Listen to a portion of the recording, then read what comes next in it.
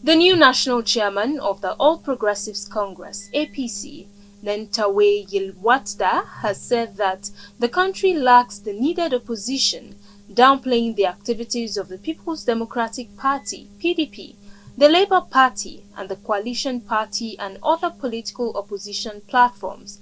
Yilwatda said there is no opposition in Nigeria for now. Speaking in an interview, the new APC chairman said the ruling party is not losing fear over the activities of the coalition leaders and its adopted party, the African Democratic Party, ADC.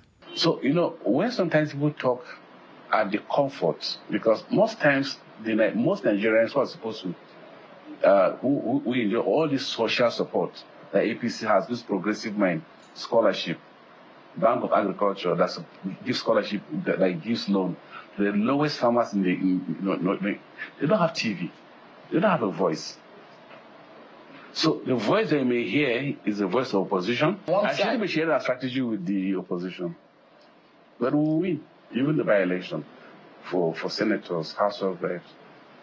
APC is doing well. It's normal to have opposition, and we welcome them. In short, most of I was watching the clip of their criticism, and I'm marking all of them. Some of them, they helped me to improve on performance of the party. Reacting to the party's choice, the immediate past national chairman, Abdullahi Ganduje, has thrown his weight behind the newly appointed APC national chairman, Nentawe Yilwatda, describing his emergence as strategic and timely for the party's growth. Ganduje, in a statement issued Thursday night, said the appointment of Yilwatda by the APC National Elective Committee, NEC, marked a pivotal moment in the life of the ruling party, coming ahead of the critical political realignment. Commending the decision, Ganduje expressed profound confidence in the new party chair's ability to steer the APC in the right direction. Ganduje, who stepped down from the party's top job due to health reasons, urged his successor to build on the foundation laid by the previous leaders, including his own contributions and those of his predecessor, Abdullahi Adamu. Meanwhile, President Bola Tinubu, during the NEC meeting, encouraged interested individuals from opposition parties to join the ruling party. Abiola Alafe, reporting for Clever News. Meanwhile, the 2023 presidential candidate of the New Nigeria People's Party, Senator Rabiu Kwankwaso, has accused the APC-led federal government of marginalizing the northern part of the country and concentrating critical infrastructures and the country's resources in the south, the region of the president. Kwankwaso, who said this at the stakeholders' dialogue on the 2025 constitutional amendment organized by the Kano state government, recounted the hardship he experienced traveling from Abuja to Kano due to the deplorable state of federal roads. Clever News Imefonukon has the details. The strongman of Kano politics, Rabiu Kwankwaso, criticized President Bola Tinubu's administration for what he described as a neglect of the northern region of Nigeria and the concentration of the nation's resources on developing the southern part of the country, where the president comes from. From Abuja to Kaduna to Kano was a hell, terrible, very bad road. And this is the road that was started many years ago, right from the beginning of the leadership of the APC. Now we are told that there is a road now from the south east. Let me say at this point that we support infrastructure anywhere in this country. But a situation where government is taking our resources and dumping it in one part of the country,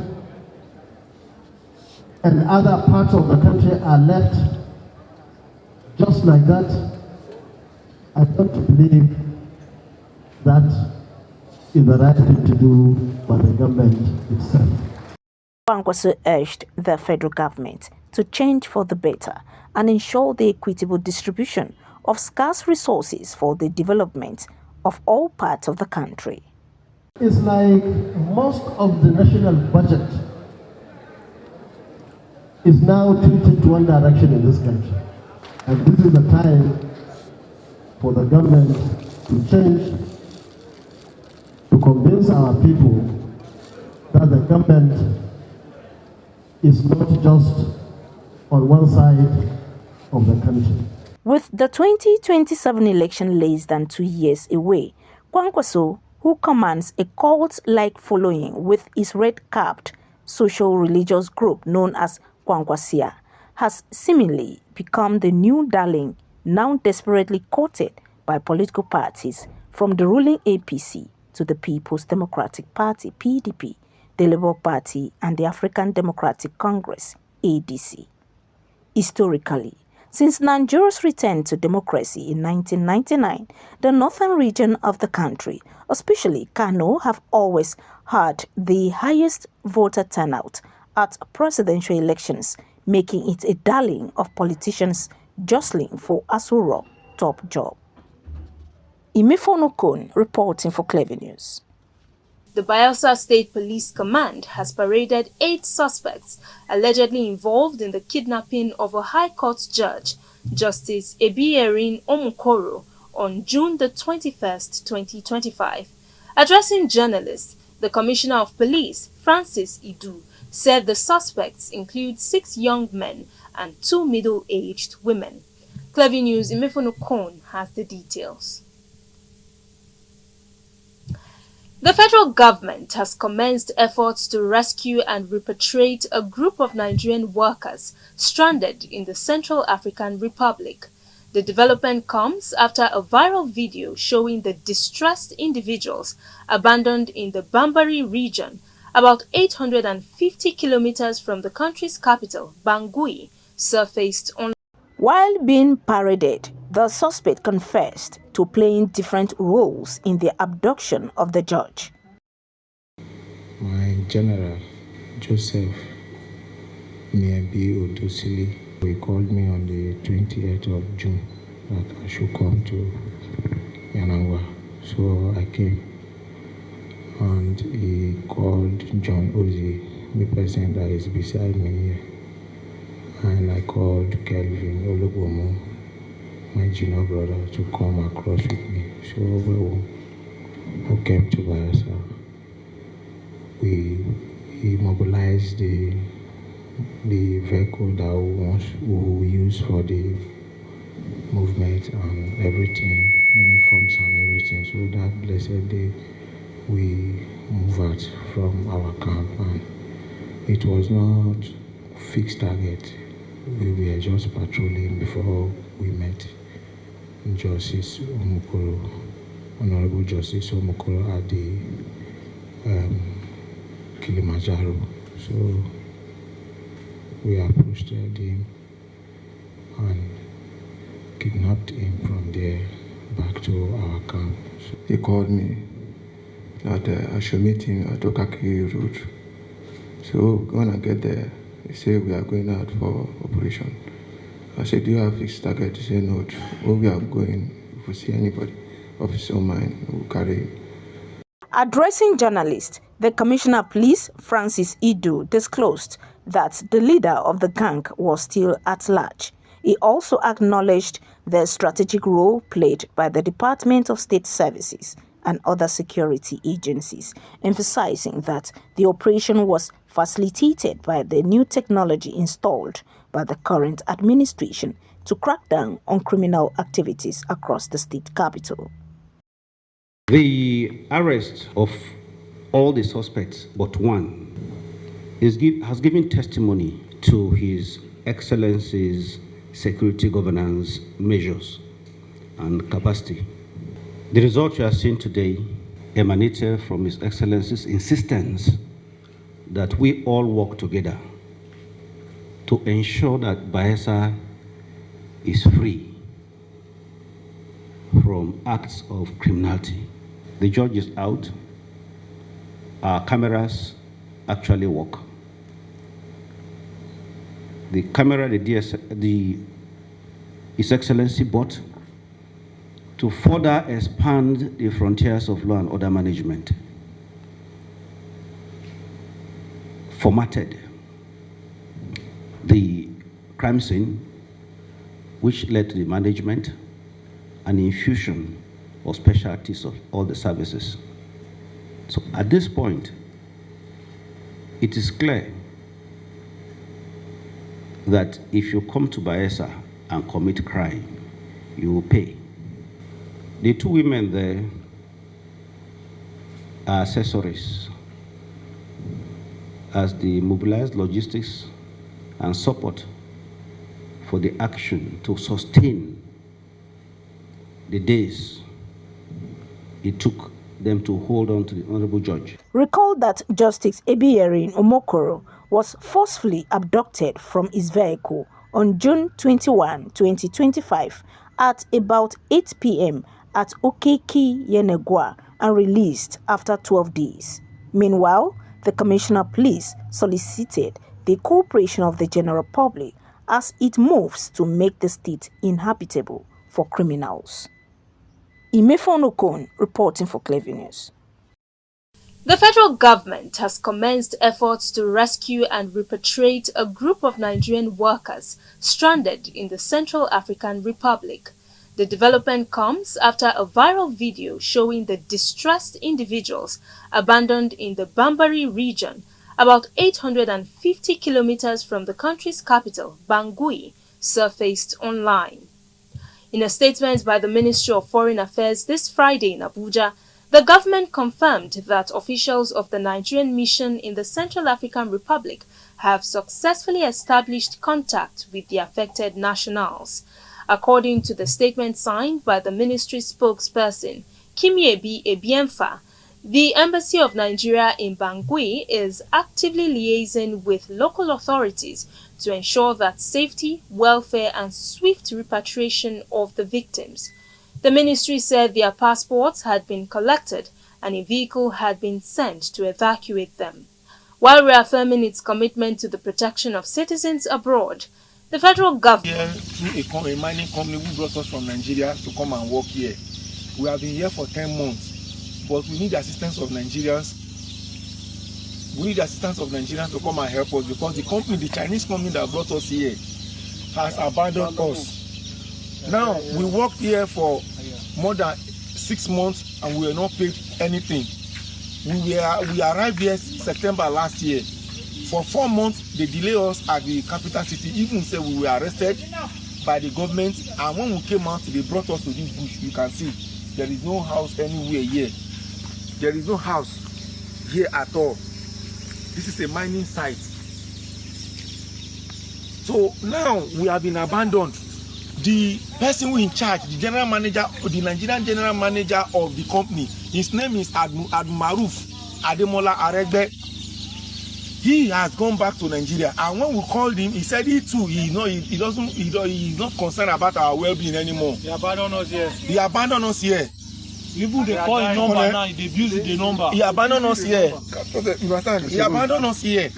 Now, his partner, his name is Amos. He's a Central African citizen. He seized our passport. He seized our passport. He doesn't want to give us our passport. Even some of us here are ready to transport ourselves back to Nigeria, but without our passports, we cannot pass through their road because their law is very, very strict here.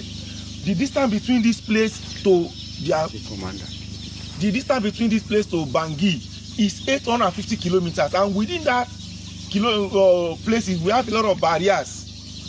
A checking point where we have gendarmerie, immigration, and everything. And if you are caught without your documents, it is prison set in this very country. The government urged Nigerians seeking employment opportunities overseas to conduct proper checks on prospective employers and ensure all travel documents are in order. Now, residents of Lagos State have been cautioned about the dangers of using contaminated water, poor food handling, and improper waste disposal that could trigger the spread of cholera disease through flooding. Speakers at a capacity workshop for water handlers, food vendors and waste workers in the state and other critical stakeholders said that Lagos State accounts for 43% of all suspected cholera cases in Nigeria, exacerbated by flooding. Cholera is an acute diarrhea infection caused by the consumption of food and water that is contaminated by the bacterium Vibrio cholera. It is a global public health threat which can be fatal within hours if not treated. Since 2024, Lagos State has struggled with devastating floods, which has led to the outbreak of the disease, affecting thousands of households, with the floods ravaging again in 2025. This seminar was organized to equip food vendors, water handlers, and waste workers with the right knowledge and tools for cholera prevention. We as a government of Japan, we think like those kind of health crises, including cholera outbreak, is very important to be addressed. So we wish we could address those cholera outbreak in Nigeria through this project. Lagos State has the biggest number of cholera infection last year. Yeah, so that's why we focusing on Lagos State. When the cholera outbreak happened last year, LASEPA sought the assistance of UNIDO to assist it in, with some funding and support to tackle the cholera outbreak in Lagos. So we, in turn, approached the government of Japan, and they were gracious enough to give us some funding for this project. These kinds of programs are part of our advocacy efforts, right? First, we are preventing it with advocacy. People must know what to do. And then secondly, even when people know what to do, they must be able to take specific action. They must be given material to disinfect the water they use. So one, advocacy. Two, we are giving them tools and disinfection material, chemicals and buckets and things to help them contain sanitation in their area. Supported by the Japanese government, with UNIDO as implementing partners, the project, which began on Thursday, 24 July 2025 in Lagos Highland local government, is expected to be replicated in other local governments across the state. Abiola Alafe reporting for Clever News. President Bola Tinubu has approved the full payment of allowances and match bonuses for the Super Falcons ahead of their final match against Morocco in the 2025 Women's Africa Cup of Nations. Chairman of the National Sports Commission, Shehu Diko, made the announcement while speaking with reporters in Abuja on Thursday. He also confirmed that all entitlements up to and including the final on July 26 had been disbursed for immediate payment to players, coaches, and officials. Diko described the gesture as policy in motion and a demonstration of a renewed commitment to Nigerian athletes under Tinubu's leadership. He assured that this would now be the standard practice going forward. Timely payments without drama or delays. Diko noted that the move also extends to Nigeria's women's basketball team, who are set to begin their 2025 FIBA Women's Afrobasket campaign in Côte d'Ivoire, saying that the Tigress will receive improved allowances and bonuses. Nigerian street hop artist Habib Olalomi Badmus, popularly known as Portable, has reportedly taken a dramatic step in his ongoing feud with social media activist Verydarkman with a visit to a native shrine. This development follows Verydarkman's diss track accusing the singer of theft, referring to him as Ole. The controversy began when the social media activist released footage allegedly linking Portable to a tricycle theft case. The street hop artist had reportedly petitioned the police, seeking Verydarkman's arrest over alleged defamation and cyberbullying. However, just a few days after his police complaint, a new video surfaced online showing Portable visiting a traditional shrine. Portable was seen in the video seeking the native doctor's intervention, accusing Verydarkman and others of damaging his reputation by calling him a thief.